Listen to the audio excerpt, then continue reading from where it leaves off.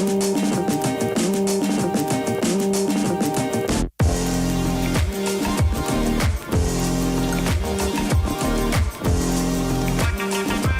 so today we are going to make tacos. I had a request for this video. It's not going to be the prettiest, it's not going to be the best quality video as far as how it looks, but hopefully the content helps some of you out there. So when I cook like this, I like to use gloves, not because I'm worried about germs as much as the ground beef leaves a residue in your hands, it's the fat. And so I don't really like that. This is a 2-pound piece of ground beef, or section of ground beef. I get my meat from Sprouts. You can see it there. This is 100% grass-fed. They carry a lot of this. It's 85-15. I would not go to 80-20. It is noticeably a lot fattier. I have done 90-10 with good results because of how I cook it, which is one of the main reasons why I thought to make this video. I am gonna wash my hands real quick, even with the gloves on. I don't trust how the gloves come out, if they're clean or not, so. All right, so what I do is I just divide it roughly into 1-pound pieces. Now I like to stiff my ground beef. And what you're looking for is basically no smell, which is one of the reasons why I like to buy the 2-pound ground beef packages from Sprouts. They have a very light colored look to them. And I know there's all sorts of tricks that meat departments can do to make them look right, but I think the proof is in the smell. Get a good smell. It smells like almost nothing, which is exactly what you want. If it smells sour, and a lot of ground beef that you buy at a lot of these stores, it does have a definite smell. You open the package, you can smell it right away. I'm sniffing this several times and I can barely detect anything, and that's exactly what you want. I tend not to take ground beef back. I just throw it away, and I just don't shop there anymore, or I try to find a different package, or do something else. So what I've done is I've basically made these into 2 1-pound like big meatballs, and I pack them loosely. The mistake that a lot of people make when they work with ground beef is they pack it real tight. I loosely pack it. You can see it's kind of falling apart. That's what you want. That's fine. You don't want to make it too tight. So we're going to go from here. I'm going to heat up my my cast iron skillet, and then we're going to go to the fun part. All right, so here we have our cast iron skillet, nice and hot. And what we want to do is we want to get this on. I have it on high. I'm gonna drop it down a little bit. Put a little of Put a little of avocado oil in the skillet, and I'm gonna put it on like this. And what I do is I smash them down like a big hamburger. Now, cook, you know that it's looking pretty hot. So I am going to have to take the temperature down a little bit. And this is a gas range, so I'm going to take it down to about a 7. You don't want to have it too hot, or else you get problem. My range hood is terrible, so it doesn't ventilate very nicely. I'm going to let that do its thing for a few minutes. Now, as this cooks, I'm going to grab my spices that I use to season my ground beef. The first one I use is smoked paprika. I buy this from Walmart. It's the organic stuff. I have Mexican oregano. I use something called ground New Mexico chili pepper. This is from Smart and Final. This is not chili powder. That has other ingredients in it I don't use. Instead, I use this. And then, of course, I use the cumin. I use granulated onion because I like it better. It's less powdery. Granulated garlic instead of garlic powder, so I like that better.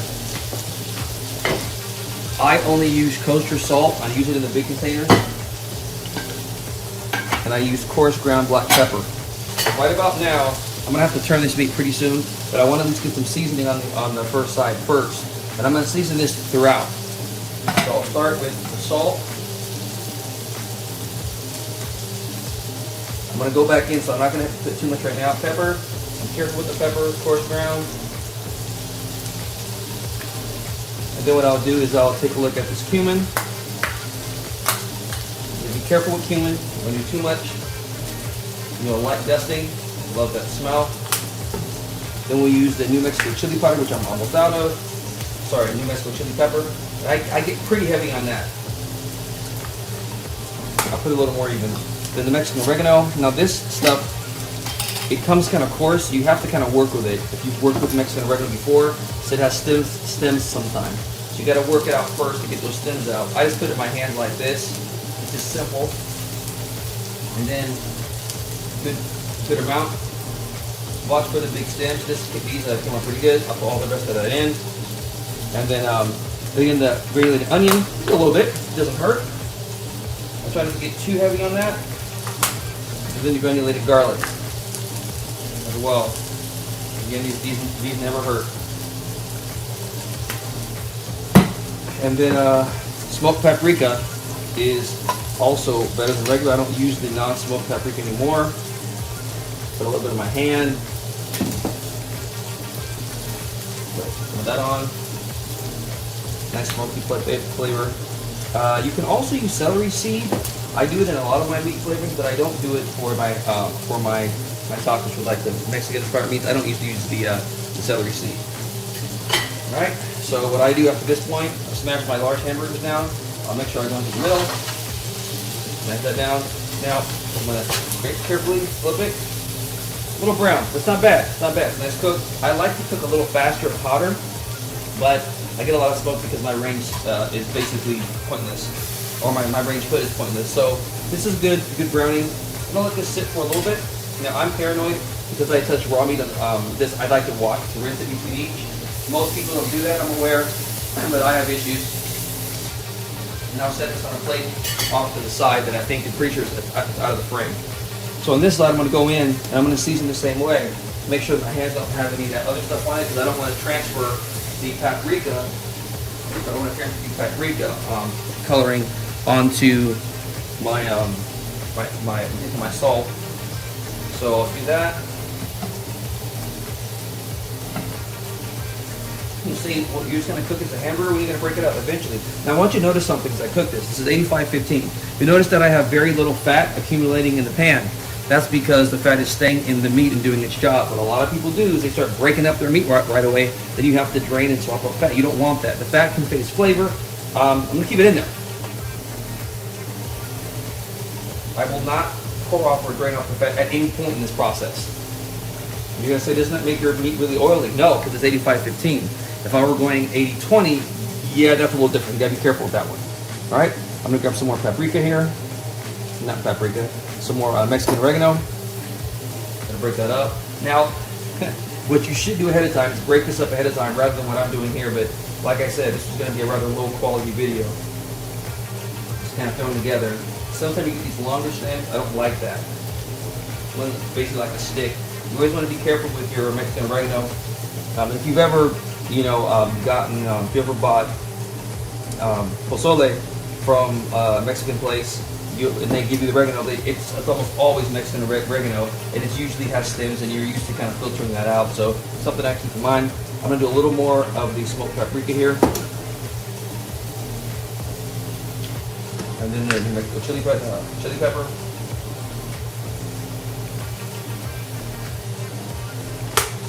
And then a little more of the cumin. Careful with cumin not to get too much. I'll go in again with the onion and the garlic granulated.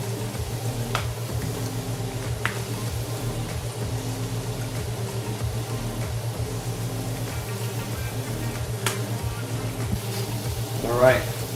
And so then I'm gonna, at this point, I'm gonna hold my spices here because I'm going to be going back in a little bit on each. So I'm gonna wait.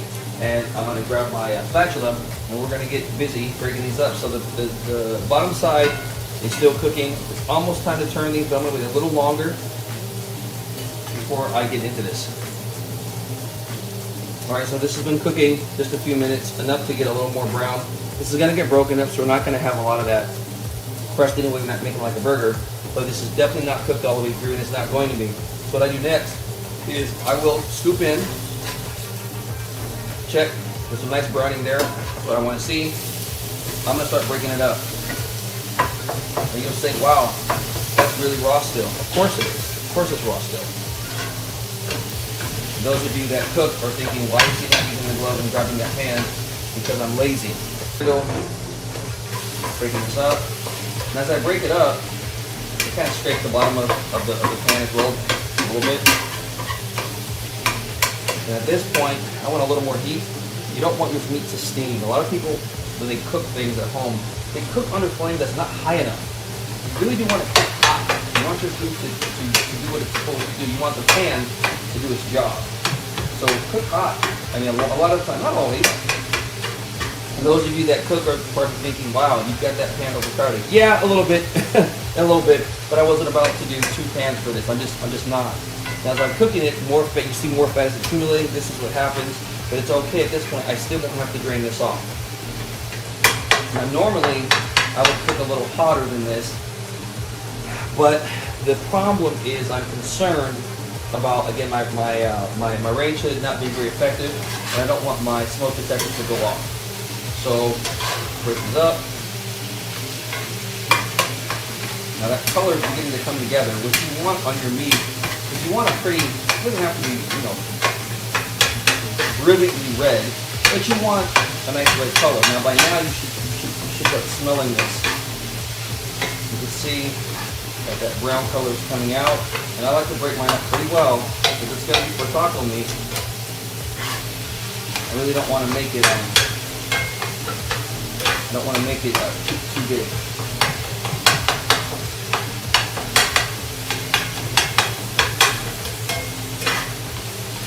More chicken at the bottom. Now, as this begins to get to the point where the meat is actually cooked through, you have to be careful with continuing to cook it. You don't want to overcook it.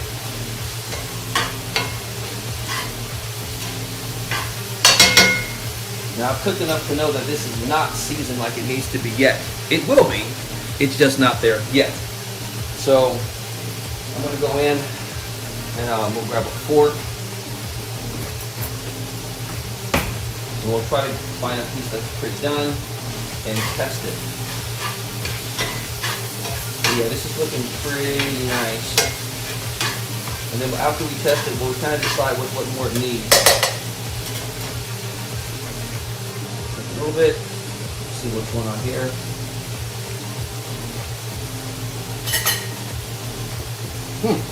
Oh, not bad.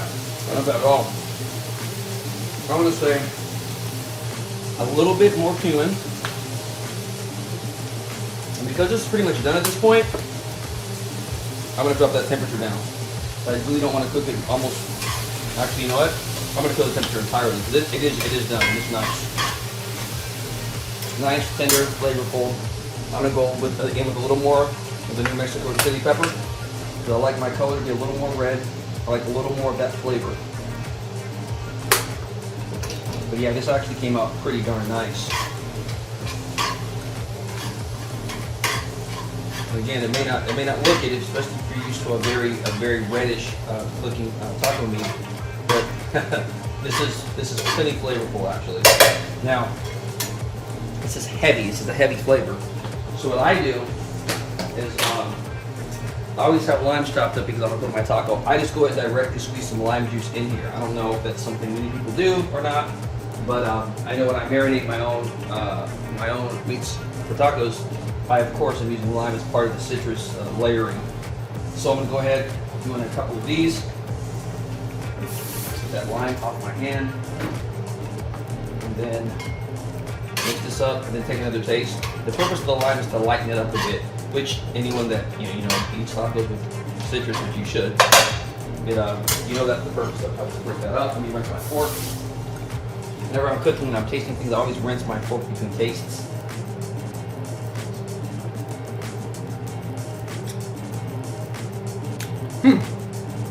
All right. Pretty good. Pretty good. Pretty good indeed. I think I'm going to go in with one more lime. Not limes, small pieces. And these are, I cut my limes into 6/8, about eight, sorry. So at this point, I've done 1/2 of a lime into the meat. And rinse my fork. Go back in.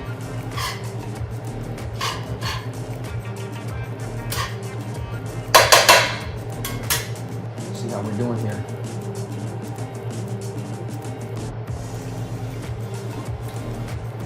Yep. Money. M-O-N-E-Y. And that's how I make taco meat. Quite good. I've never had a person taste it and say, oh, these are not good. No, very flavorful, very good. And then, so I'm gonna get my pan cleaned up, and then I'm gonna do my tortillas.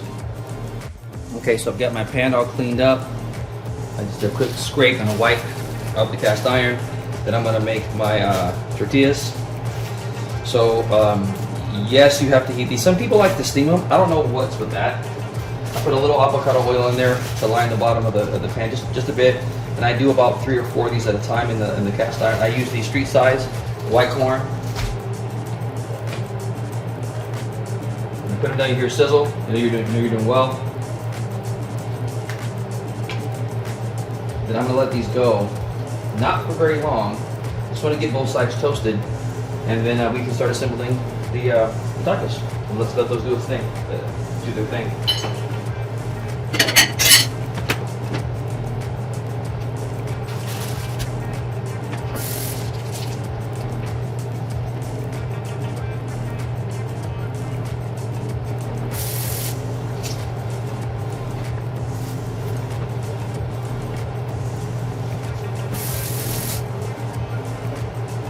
All right, so it looks like we're pretty good. What I do is I touch them. If I start shifting them around, and I can hear the fact that the other side's kind of got a crust on it, then you get the flip. Some people use tongs. I never do. I just get it under my hands. It gets a little hot, but it's not that bad. And that's about right. You want a little bit of they pick up a little bit of the oil, get a little browning on them. It's all really about the texture. It really does help to carry the flavor of the tacos. And I'm gonna let these go a few minutes, and then we'll stop, and then we'll shift over, and we'll show you the assembled product. All right, so here we are. I have my my tacos ready to be assembled. I went ahead and did the rest of my tortillas. I'm stupid, had my stove on too high, and so my smoke alarm didn't go off, but I did get a little more smoke than I wanted. So I'm just gonna ditch up these. Now, I don't put a lot of meat on my tacos, because I just don't like them. I have too many. I like too much to fall out. I like cabbage on my tacos as well. Some people frown at that. And I like radishes as well. But these are quick. I didn't have a lot of prep time, so I was trying to just get done as quickly as possible.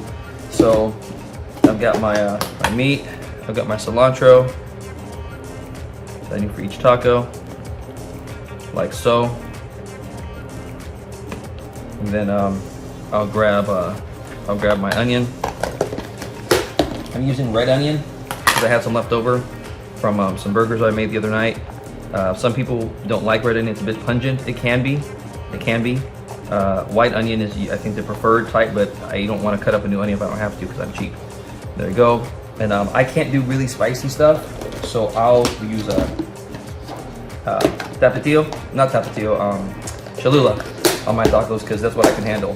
Tapatio at this point is too spicy for me. I know, it's not spicy at all, I'm aware. So I do lime. One. My daughter's walking in making faces at me, wondering what the freak I'm doing making this video. Lime, more lime. Stop talking! That's not my video. Alright, and so there is the assembled part. Let me grab the tapatio. Sorry, I'm saying tapatio when I'm using Cholula. My mother-in-law likes the tapatio though. She can get down with that, I can't. So there I do 1, 2, and I just do 1 splash each. That's how I get mine. That's the best I can do. So there you go. That is how I make tacos. I guarantee you, if you try this recipe, you follow my techniques, you will get some very tasty tacos.